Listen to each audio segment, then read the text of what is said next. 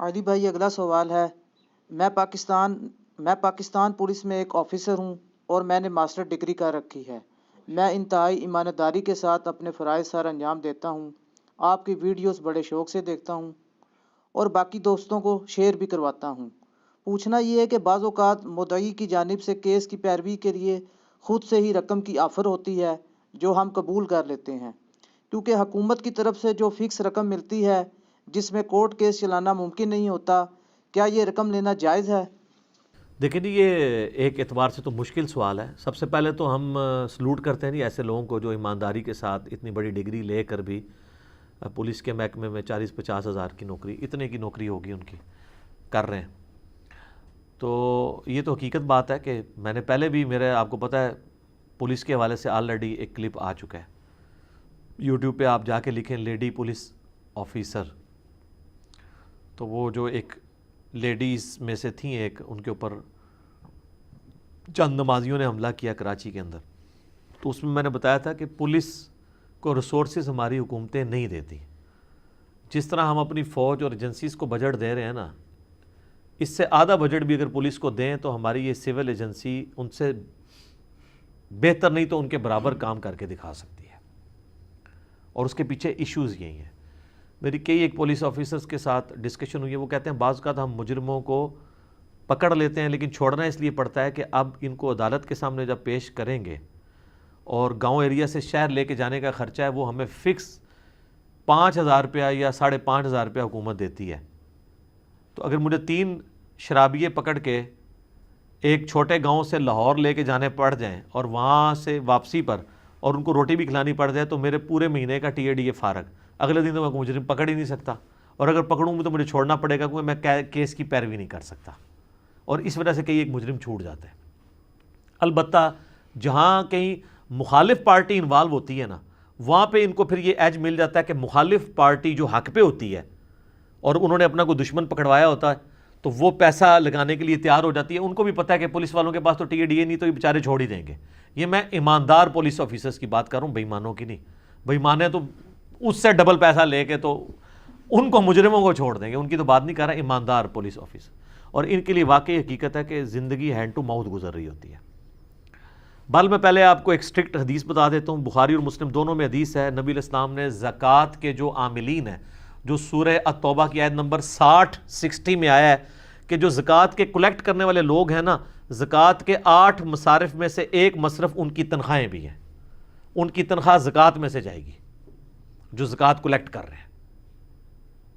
تو جب زکوٰۃ کے کلیکٹر واپس آتے تھے، بخاری مسلم کے الفاظ ہیں، جو زکوٰۃ انہوں نے کلیکٹ کی ہوتی تھی، یعنی بھیڑوں کی، بکریوں کی، اونٹ کی، گائے کی، وہ بیت المال میں جمع کرواتے تھے، اور کچھ ان کو گفٹ ملے ہوتے تھے۔ وہاں لوگ فیاض قسم کے لوگ بھی ہوتے ہیں نا کہ چلو جی یہ 40 بکریاں تو ہماری طرف سے زکوٰۃ ہے، یہ ایک بکری تو بھی لے جا،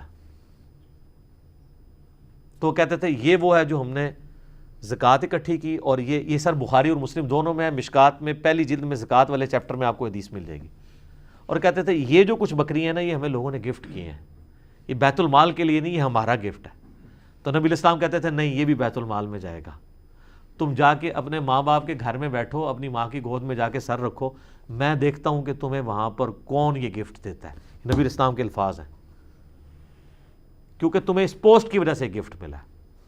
اس طریقے سے پولیس کو، فوج کو، جوڈیشری میں جو ادارے ہمارے ٹیکسز کے اوپر تنخواہیں لے رہے ہیں اور گورنمنٹ ان کو تنخواہیں دے رہی ہے، فی سبیل اللہ تو کوئی بھی کام نہیں کر رہا اللہ کے فضل سے، ویسے کہتے ہیں جناب ہم ملک و قوم کے لیے جانیں دیں گے، آج تنخواہیں بند کریں تو میں دیکھتا ہوں کتنے جانے دینے والے جانے دیتے ہیں، بہت کم لوگ ہیں، حقیقت بات ہے۔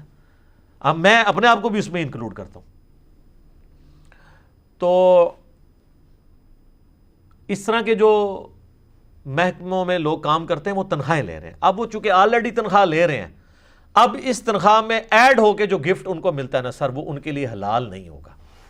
لیکن جو اسپیسیفک کیس انہوں نے بیان کیا نا، اس میں اس کے حلال ہونے کی گنجائش اس حوالے سے نکل سکتی ہے، اور صرف اتنی کہ جتنا اس کیس کے اوپر خرچ ہے، کہ مدعی کہتا ہے کہ سر آپ یہ مجرمین کو وہاں نہیں لے کے جا سکتے، ان کو لے کے جانے کا اور آپ کے جانے کا گاڑی کا میں بندوبست کر دوں گا، وہاں کے کھانے کا آپ کا بندوبست کر دوں گا، ٹھیک ہے، اور واپسی وہاں پہ رہائش کا اگر ایشو ہوا، 2-3 دن رکنا پڑا، یہ سارے کورٹ کچہری میں جو خرچے ہوتے ہیں کچھ ڈاکومنٹس نکلوانے کے لیے وہ میں کر دوں گا، آپ جو ہے میرے کیس کو پروسیڈ کریں. تو اس کا وبال پھر حکومت وقت اور پرائم منسٹر کو جا رہا ہوگا کہ انہوں نے ایسا نظام کیوں نہیں قائم کیا کہ ایک عام آدمی کو پیسہ نہ لگانا پڑے. لیکن وہ پولیس آفیسر اس کی مد میں جو کچھ لے رہا ہے، لیکن یہ نہ ہو کہ خرچہ 10,000 ہونا ہے تو وہ لاکھ روپے لے لے. یہ اب اس نے خود فیصلہ کرنا ہے کہ جتنا خرچہ ہو رہا ہے اتنا ہی وہ خرچہ لے اس میں سے، کہ تاکہ اس کو پروسیڈ کر سکے. اور پھر ہمارے ان اداروں میں کام کرنے والے لوگوں کو چاہیے کہ یہ چیزیں پبلکلی ہائی لائٹ کریں. میرے ساتھ تو رونا روتے رہتے ہیں لوگ، لیکن ان کے آفیسرز کا تو کام ہے نا کہ ان چیزوں کو ہائی لائٹ کریں. جس طرح جب کبھی ان کے پولیٹیکل مفاد آتے ہیں تو آپ دیکھیں کہ یہ اتنی جرت کرتے ہیں کہ یہ سٹنگ چیف منسٹر کے خلاف بھی جا کے تو بولنا شروع کر دیتے ہیں. آپ کو پتہ ہے نا سندھ میں جو ایکس جو تھا آئی جی، وہ آئے دن اس کی ایک سٹیٹمنٹ آ جاتی تھی چیف منسٹر کے بارے میں. حالانکہ تیری اوقات کیا ہے کہ تو چیف منسٹر کے بارے میں بات کر رہا ہے؟ ایسے لوگوں کے اوپر تو سو موٹو لے کے سپریم کورٹ کو چاہیے ان کو اندر کرے کہ یہ ان لوگوں کو یہ طریقہ ہے کہ سیاستدان کے اوپر سارے شعر ہیں کہ وہ بولنا شروع کر دیتے ہیں. تو جب ایک سرکاری ملازم کا کیا کام ہے کہ وہ پولیٹیکل معاملات میں دخل دے، جبکہ وہ ایک پوسٹ پہ بیٹھا اور پھر کنٹراورشل چیزوں کے اوپر بول رہا ہے. وہ پارٹی تو نہ بنے. وہ تو جہاں یہ بول رہے ہوتے ہیں وہاں یہ بھی بولا کریں نا کہ ہمارے ساتھ یہ ایشوز ہیں جس کی وجہ سے ہم اپنے معاملات کو لے کے نہیں چل سکتے. اور اس میں یہ رونا پیٹا کرے تاکہ آج جس طرح ڈیفنس کے اداروں کو اتنا بھاری بھرگم بجٹ ملتا ہے، ٹھیک ہے، ان کو بھی بجٹ تھوڑا حکومت انکریز کر دے. وہ پنجابی کہتے ہیں روو نہ تو ماں بھی دودھ نہیں دیندی. یعنی بچہ روتا ہے اسی وقت ماں دودھ پلاتی ہے نا. ماں کتنی محبت کرتی ہے بچے سے، لیکن وہ بھی دودھ اسی وقت پلاتی ہے اسے جب بچہ روتا ہے. اس کو بھی اپنے بھوک کا اظہار کرنا پڑتا ہے، تو یہ بھی اظہار کرے نا. تو باقی جو اس میں تو مجھے یہاں تک یعنی انہی آفیسرز نے بتایا کہ جی ہم لوگوں کی تو تنخواہیں تھوڑی سی ہیں، تو ہمارا پورا خرچہ جو ہے نا ہمارے علاقے کے لوگوں نے اٹھایا ہوا ہے. مکان بھی ایک کرائے پہ کہتے ہیں لے کے دیا ہوا ہے، اور تھوڑا بہت کچن کا نظام بھی وہ چلا دیتے ہیں، اور آگے پیچھے جو جانا ہوتا ہے وہ گاڑی میں پٹرول بھی ڈلوا دیتے ہیں. تو میں نے پوچھا جی جو آپ کو تنخواہ ملتی ہے؟ وہ کہتے ہیں ہم نے تو اپنا اے ٹی ایم کارڈ اپنی وائفس کو دیا ہوا ہے، وہ پوری تنخواہ نکال کے استعمال ہوتی ہیں. تو وہ کہتے ہیں جتنی ہماری تنخواہ ہے نا 40 یا 50 ہزار، اتنا ہی ہمارا دوسرے شہر میں رہنے کا خرچہ بھی ہے. ظاہر ہے خرچہ تو ہو جاتا ہے دوسرے سٹی کے اندر، کھانا پینا رہائش یہ وہ. تو کہتے ہیں تنخواہ میں تو ہماری ساری تنخواہ ادھر لگ جائے. تو وہ پھر اسلامی بھائی جو ہیں ان کی خدمت کرتے ہیں. تو یہ اتنے بڑے لیول کے اوپر جو خدمات لے رہے ہیں نا، یہ تو ڈاؤٹ فل ہے. باقی اگر کوئی سمجھتا ہے کہ اس سے معاملات میں نہیں اس کے ساتھ چلا سکتا، ٹھیک ہے، نوکری چھوڑ دیں. کیوں اپنے آپ کو دوزخ کی آگ میں جھونکنا ہے؟ کیونکہ آپ اگر حرام کا یہ معاملہ کریں گے تو یہ تو سر بہت سٹرکٹ ہے. بخاری مسلم دونوں میں حدیث ہے جس نے ایک بالشت بھی زمین کسی کی دبائی تو 7 زمینوں کا توق اس کے گلے میں ڈالا جائے گا. یہ تو ایک مثال کے طور پہ ہے نا کہ اتنا سا بھی ناحق کسی کا مال لیا تو 7 زمینوں کا توق ڈالا جائے گا، چاہے وہ زمین کی فارم میں ہو، چاہے وہ کرنسی کی فارم میں ہو، چاہے گولڈ کی فارم میں ہو. یہ بہت کریٹیکل ایشو ہے. پولیس والے تو پولیس رات کے اوپر چل رہے ہیں جی، سیدھی سی بات ہے. اگر کراس کرنے میں کامیاب ہو گئے تو سیدھے جنت میں، اور اگر راستے میں پھنس گئے تو کٹ کے سیدھا دوزخ میں. اور یہ صرف پولیس والے نہیں ہیں، ایجنسیز کے لوگ بھی، اور فوج کے لوگ بھی، جوڈیشری کے لوگ بھی، اور پرائم منسٹر بھی، چیف منسٹر بھی، جتنے جو ہیں وہ حکومتی عہدوں پہ بیٹھے ہوئے ہیں، وہ سب کے سب جو ہے نا وہ اس پوسٹ کا لذت تو لے رہے ہیں، لیکن پتہ نہیں ہے کہ اس کے اندر جو آگ چھپی ہوئی ہے جس کی وجہ سے ہمارے اسلاف صحابہ اور تابعین اس طرح کی چیزوں سے دور بھاگتے تھے کہ ہم کہیں پکڑے نہ جائیں. تو پولیس والوں کو میں یہی مشورہ دوں گا کہ اپنا رونا روئیں اور اس طرح کے ایشوز کو لے کے چلیں. باقی یہ ہے کہ اگر کوئی شخص آپ کو پیشی کے اوپر ساتھ اپنے خرچے پہ لے جاتا ہے، وہ تو کئی کیسز میں بھی پولیس والوں کو ساتھ لے گیا ہوں، اور جس میں آپ دھونس سے کسی نہ کہیں کہ ریکویسٹ کی فارم میں ہو اور وہ ترس کھا کے لے جاتا ہے آپ کو، تو پھر آپ ان کے ساتھ جا سکتے ہیں. پھر آپ کے اوپر کوئی گناہ نہیں ہے، بشرطے کہ جن کے ساتھ جا رہے ہیں وہ حق پہ ہوں. یہ نہیں ہے کہ چوروں کے ساتھ آپ جائیں پھر وہی ہے کہ آنکھ پیٹ کھائے اور آنکھ شرمائے. ایسا نہیں ہونا چاہیے، یہ بالکل ذہن میں رکھیے گا.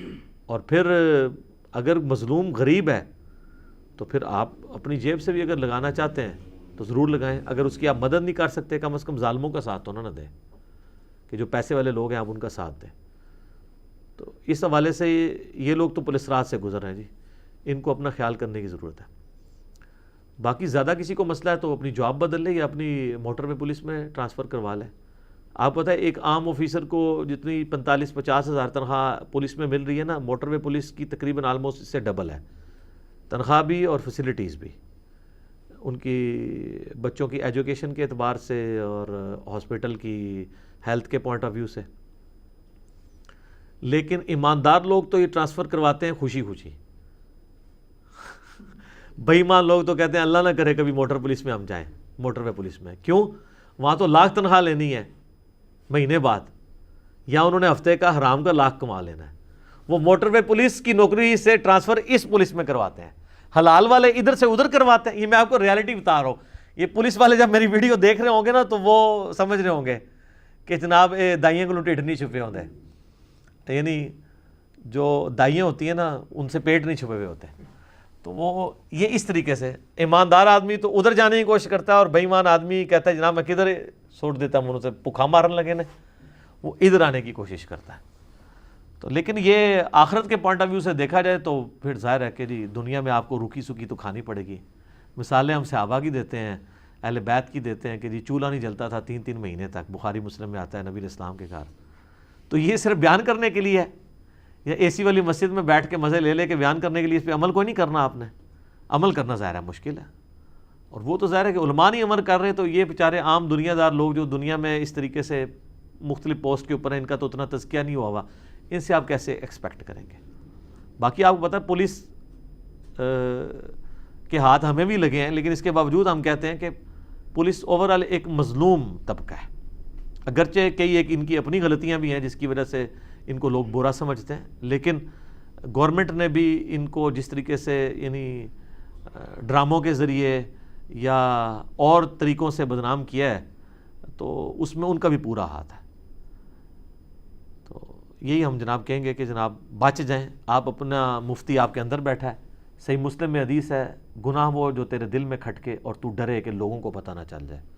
اور جامعہ ترمذی میں حدیث ہے, حسن ابن علی کہتے ہیں مجھے نبی علیہ السلام نے کہا تھا کہ بیٹا جو چیز تجھے شک میں ڈال دے اس کو چھوڑ دینا, سچائی اطمینان عطا کرتی ہے اور جھوٹ بے سکونی دیتا ہے. یہ 2 حدیثیں آپ لے لیں تو اندر کا مفتی آپ کا خود آپ کو بتا دے گا کہ کون سی چیز صحیح ہو رہی ہے کون سی غلط. لیکن اندر کا مفتی یہ نہ کہے کہ فلاں تو اتنا کھا رہا ہے تو میں تو صرف اتنا سا کھا رہا ہوں, فلاں جو ہے وہ گٹر کے پانی سے پورا جگ پی رہا ہے, میں تو صرف آدھا گلاس پی رہا ہوں. نہیں, یہ نہیں. ریالٹی میں ہر بندے کو پتہ ہوتا ہے, بڑے بھولے بن کے مجھ سے پوچھ رہے ہوتے ہیں جائز ہے کہ نہیں. تو سر ہماری تو کوئی چیز ٹیک پہ نہیں لگی, ہم تو فوراً کہہ دیں گے حرام ہے, اور حلال ہوگی تو فوراً کہہ دیں گے حلال ہے. اس لیے کہ ہمیں تو کوئی, آپ جانے آپ اور اللہ کا معاملہ ہے, ہم کیوں کرٹسی میں آ کے تو کسی کو غلط بات بتا دیں گے. مجھ سے کئی لوگ بڑے جناب وہ پیار اور محبت کی پینگیں بڑھا کے تو پھر اینڈ پہ وہ ایک سوال کرتے ہیں, وہ ایکسپیکٹ کر رہے ہوتے ہیں کہ ہم جتنے اس کے سامنے اپنا احترام یا لاڈ کر رہے ہیں تو یہ ہماری مرضی کا فتویٰ دے گا, تو اسی تو ننگی تلوار آ. مولا علی گل ہے, مولا علی گل ہے کہ یا گوشہ نشینی ہوئے گی یا انصاف ہوئے گا. تو میں گوشہ نشین تے ہے نہیں ہاں, میں تو ایکسٹروورٹ ہو کے پبلک کے سامنے آ کے للکارے ہر بندے نو, تو انصاف ہوئے گا بھائی. یہ نہیں دیکھا جائے گا یہ سوال کون پوچھ رہا ہے, بالکل ننگا جواب دیا جائے گا کہ یہ اس طرح نہیں ہے, یہ ایسے ہوگا. اور پھر وہ ایسا منہ آٹ کے دیکھنا شروع کر دیں کہ یہ تو بالکل ہی سیدھا ہو گیا. اس لیے کہ میرے بھائی اس میں کو اپنی دلیری نہیں دکھا رہا ہوتا, بیسیکلی مجھے ڈر ہوتا ہے کہ اس کی وجہ سے میں نہ مارا جاؤں. یہ ڈر خوف تو مولویوں کو نہیں ہوتا یا پیسے لے کے فتویٰ دینے والوں کو تو نہیں ہوتا, کیونکہ ان کے سامنے کو اللہ کا ایسا راز ہے غفور الرحیم ہونے کا جو آج تک ہم پہ نہیں کھل سکا. وہ یہی کہتے ہیں نا. اور یہ صوفیاء کی باقاعدہ بحث ہیں. آپ رابعہ بصریہ کے چیپٹر پڑھیں گے نا تذکرۃ الاولیاء میں, اس میں اس نے لکھا ہے کہ اگر مجھے اللہ نے دوزخ میں پھینکا نا تو میں ایک ایسا راز اللہ کی جو دوزخ کے اوپر اشکار کروں گی کہ دوزخ کی آگ ٹھنڈی ہو جائے گی. تیرے کول کیڑا راز ہے جیڑا انبیاء کول کو نہیں ہے, جیڑا صحابہ اور تابعین کول کوئی نہیں سی, جیڑے بچارے روندے رہندے سن کہ آخرت ہی ساڈا بننا کیا ہے. بچارے پوری زندگی روتے رہے کہ آخرت میں کیا بننا ہے. تیرے پاس کون سا ایسا راز ہے؟ وہ راز میں بتا دیتا ہوں کیا ہے, کہ عقل نہ ہوئے تھے موجہ ہی موجہ, عقل ہوئے تھے سوچا ہی سوچا. یعنی جیسے کبوتر نے بلی کو غائب کرنی ہے تو بلی تو اس کو پتہ ہے غائب نہیں ہوگی, وہ راز یہ ہے کہ آنکھیں بند کر لو, تھوڑی دیر کے لیے تو غائب ہوگی نا, پھر تو غائب ہو جائے گا. ایسے بلی مروڑ دے گی. تو یہ ساری, اور پھر لوگ یہ باتیں نا جناب وہ ایسی پیش کر رہے تھے, بڑی معرفت کی گل ہے جناب, بڑی گہری گل انہوں نے کیتی ہے. جنی پٹھی گل ہوندی ہے نا ان کا تو بڑی جناب بڑی گہری گل کیتی ہے. یار قرآن سے زیادہ کون گہری بات کر سکتا تھا؟ ٹھیک ہے نا. ایک خاص لوگوں کی توحید ہوتی ہے, ایک عوام الناس کی توحید ہوتی ہے, اور سر توحید وہی ہوتی ہے جو محمد رسول اللہ نے سکھائی ہے صلی اللہ علیہ وآلہ وسلم. وَقُلْ هُوَ اللَّهُ أَحَدٌ اللَّهُ الصَّمَدُ لَمْ يَلِدْ وَلَمْ يُولَدْ وَلَمْ يَكُنْ لَهُ كُفُوًا أَحَدٌ وَإِيَّاكَ نَعْبُدُ وَإِيَّاكَ نَسْتَعِينُ وَإِذَا سَأَلَكَ عِبَادِي عَنِّي فَإِنِّي قَرِيبٌ أُجِيبُ الدَّعْوَةَ الدَّاعِ إِذَا دَعَانِ ادعوني استجب لكم. وہ توحید ہے. لیکن وہ بیچ میں انہوں نے اور باتیں کرنی ہوتی ہیں, وہ جو یعنی وہ ابن عربی بھی کر کے گیا ہے, اور وہ یقین کریں آپ فتوحات مکیہ پڑھیں, جس بندے کو اردو پڑھنی آتی ہے اور اس کا انٹلیکچوئل لیول ہے اور اس نے قرآن ایک دفعہ ترجمے سے پڑھا ہوا ہے, وہ 2 صفحے پڑھے گا تو اس کی ہنسی چھوٹ جائے گی کہ یار اس کو انہوں نے یہ بنایا ہوا ہے جس بیچارے کو قرآن کا بھی نہیں پتا تھا. کچھ سے کچھ نکالتے ہیں. قرآن کتاب فصلت آیاتہ ہے, اللہ نے فرمایا. سورہ فصلت کا آغاز ہی اسی سے ہو رہا ہے جسے سورہ حامیم السجدہ, کہ یہ تفصیل سے بیان کر دی گئی ہیں آیات, بالکل آیات بینات ہیں, بالکل واضح ہیں, اور اس سے وہی رزلٹ نکلتا ہے جو اس کے اندر لکھا ہوا ہے. اور اگر آپ اس کے اپوزٹ رزلٹ نکالنے کی کوشش کرتے ہیں تو قرآن میں جو آیات آتی ہیں, اللہ تعالیٰ فرماتا ہے جو ہمیں ہماری آیات میں ہرانے کی کوشش کرتا ہے نا, اسے ہم آگ میں جھونکیں گے. یہ وہ لوگ ہیں جو اللہ کو قرآن کی آیات میں ہرانا چاہتے ہیں, کیونکہ وہ قرآن کے منہ میں اپنا لقمہ دینا چاہتے ہیں, قرآن کی تعلیمات نہیں لینا چاہتے. یہ پچھلے دنوں ایک اہل حدیث مولوی کا کلپ مجھے ابرار بھائی دکھا رہے تھے. اس نے کہا ہے کہ جی 1000 آیتیں بینات تم مجھے دکھا دو. آیت بین وہ ہوتا ہے جو متشابہ نہ ہو, بالکل واضح ہو, اور وہ کہتا ہے مجھے یہ پتہ بھی چل جائے کہ جو تم اس کا فام بیان کر رہے ہو اس میں سے یہی نکلتا ہے, تب بھی میں یہ دیکھوں گا کہ میرے بابے کیا کہہ کے گئے ہیں. تو سر سارے یہی کر رہے ہیں. قل انما انا بشر مثلکم سے جو مطلب نکلتا ہے اس کو ریجیکٹ کر کے بریلویوں کے, میں نہیں کہتا سب بریلویوں نے, بریلویوں کی عوام الناس نے جو عقیدہ گھڑا ہوا ہے نور و بشر کے اعتبار سے, وہ انہوں نے اس لیے گھڑا ہے کہ وہ کہتے ہیں کہ یہ اس کا فام وہ لینا ہے جو انہوں نے بتایا تھا. اب یہی کام اگر اہل حدیث بھی کریں گے تو پھر آپ میں ان میں کیا فرق رہ گیا؟ بھائی سلف ہمارے سامنے موجود نہیں ہے, اور واللہ ہمارے سامنے موجود ہوں, ہم ان سے علمی اختلاف بھی کر سکتے ہیں کہ سر یہ تو یہ لکھا ہوا ہے, لیکن اس سلف سے مراد میں تابعین, تبع تابعین اور بعد کے لوگ لے رہا ہوں, صحابہ نہیں.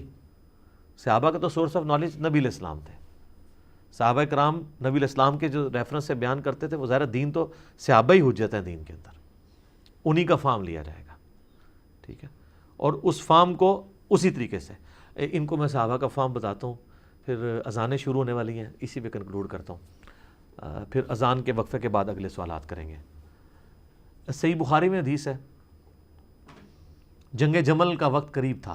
ہائے یہ آیات بینات جڑی تانوں کہہ رہے ہوندے نا, بیسیکلی وہ بخاری اور مسلم دی بینات احادیث جڑیاں آل امیہ دے خلاف نے نا, وہ ان کے انکار کے لیے بیسیکلی کہہ رہے ہوتے ہیں. تو میں اب آپ کو صحابہ کا فام بتانے لگوں. عمار ابن یاسر کو مولا علی بھیجتے ہیں کوفے, صحیح بخاری میں ہے, میرے کربلا والے ریسرچ پیپر میں, اور حسن ابن علی کو بھی ساتھ بھیجتے ہیں اپنے بیٹے کو, کیونکہ حضرت عائشہ جو ہیں وہ جمل کے لیے روانہ ہو چکی ہوتی ہیں, بصرہ سے کوفہ آ رہی ہوتی ہیں. مسئلہ ہے قصاص عثمان, اور خلیفۃ المسلمین بیٹھا ہوا ہے مدینے میں. آج کے لوگوں نے بھی جب دھرنا دینا ہوتا ہے تو کراچی جاتے ہیں, کہاں جاتے ہیں؟ اسلام آباد, کیونکہ وہاں پرائم منسٹر بیٹھے ہوئے ہیں. یہ لاجیکل چیز ہے. اب خلیفۃ المسلمین مدینہ شریف بیٹھے ہوئے ہیں, لیکن اہل جمل جو ہیں وہ مدینہ شریف نہیں جا رہے, وہ اپنا پورا جتھا بنا کے, پارٹی بنا کے کوفے جا رہے ہیں خود بدلہ لینے کے لیے, یعنی ریٹ آف دی گورنمنٹ کو چیلنج کرنے, قانون کو ہاتھ میں لینے کے لیے. تو مولا علی کو پھر مجبوراً بھیجنا پڑا, ہمارے ابن یاسر اور حسن ابن علی کو. تو اس میں الفاظ ہیں بخاری کے کہ حسن ابن علی جو ہے ممبر کے اوپر والی سیڑھی پہ بیٹھتے ہیں, حالانکہ عمار ابن یاسر سے ان کی 1/3 عمر ہے. عمار ابن یاسر اس وقت آلموسٹ 90 سال کے ہو چکے ہوئے تھے, تو حسن ابن علی تو بہت چھوٹی عمر کے تھے. حسن ابن علی کی اس وقت ہارڈلی عمر جو ہے وہ 30 سال کے قریب ہوگی بمشکل. نبی علیہ السلام کی وفات کے وقت حسن ابن علی کی عمر تھی 7 سال, تو 11 ہجری کے اندر آپ علیہ السلام کی وفات ہوئی ہے.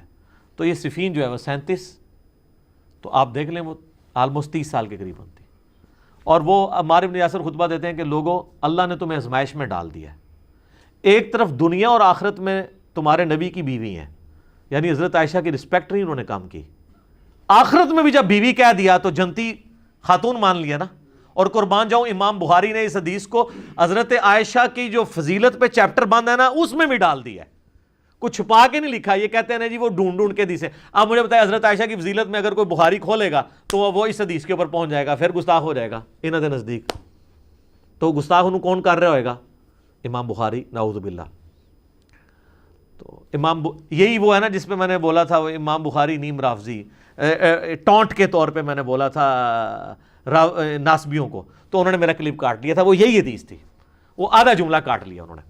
اچھا جی، وہ کہتے ہیں لوگوں تمہیں اللہ نے آزمایا ہے کہ تم امیر المومنین اللہ کی اطاعت کرتے ہو یا عائشہ کی اطاعت کرتے ہو۔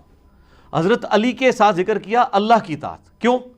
اطیعوا اللہ و اطیعوا الرسول و اولی الامر منکم، وہ حکمران تھے تو رسپیکٹ بھی کی اور کہا کہ اب تم نے فیصلہ کرنا ہے کہ تم نے اللہ کی اطاعت کرنی ہے یا عائشہ کی۔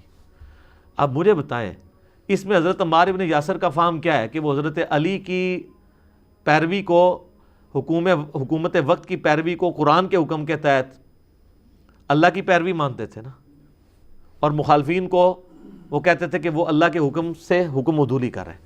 تو یہ فہم عمار ابن یاسر کا آپ نے نہیں لینا، جبکہ وہ دلیل کے ساتھ بھی ہے وَأُولِي الْأَمْرِ مِنْكُمْ، بلکہ اس میں تو ایک اور حدیث بھی کوٹ کی جا سکتی تھی، علیکم بسنتی وسنت الخلفاء الراشدین المہدیین، اور کئی حدیثیں کوٹ ہو سکتی۔ آج کی ڈیٹ میں تمہارے پاس بہت ساری حدیثیں جو کوٹ ہو سکتی ہیں، کیونکہ اس وقت تو عمار ابن یاسر تو زندہ تھے، بعد میں شہید ہوئے، تو اب تو ہم وہ بخاری کی 2812 بھی کوٹ کر سکتے ہیں کہ عمار کو ایک باغی جماعت قتل کرے گی۔ عمار خود تو وہ کوٹ نہیں کر سکے، ٹھیک ہے، صفین میں ویسے کوٹ کی بھی، تو عمار ان کو جنت کی طرف بلائے گا اور جماعت دوزخ کی طرف بلائے گی۔ ویسے تو اس ٹائم حضرت عمار کو تو یہ پتہ بھی نہیں تھا نا میں نے جمل میں شہید ہونا ہے یا صفین میں۔ جمل بھی جو حضرت طلحہ، زبیر اور سیدہ عائشہ ہارے ہیں وہ اسی وجہ سے کہ حضرت عمار کو جب حضرت علی کی طرف دیکھتے تھے نا تو کئی لوگ جنگ چھوڑ کے چلے جاتے تھے، کیونکہ یہ حدیث متواتر سب کو پتہ تھی۔ حضرت طلحہ، زبیر یہ لوگ بھی پیچھے ہٹ گئے کہ عمار تو ان کے ساتھ ہے، کیونکہ یہ پتہ نہیں تھا نا کہ کون سی جنگ میں شہید ہونا ہے۔ وہ تو جا کے پھر حضرت عمار ابن یاسر جڑے اہل صفین دے گاٹے فٹ ہوئے نے، جا کے اہل جمل والے کہتے ہیں ساڑھے گاٹے فٹ ہون گے، ویسے فٹ تے دوئیں دے ہوئے نے۔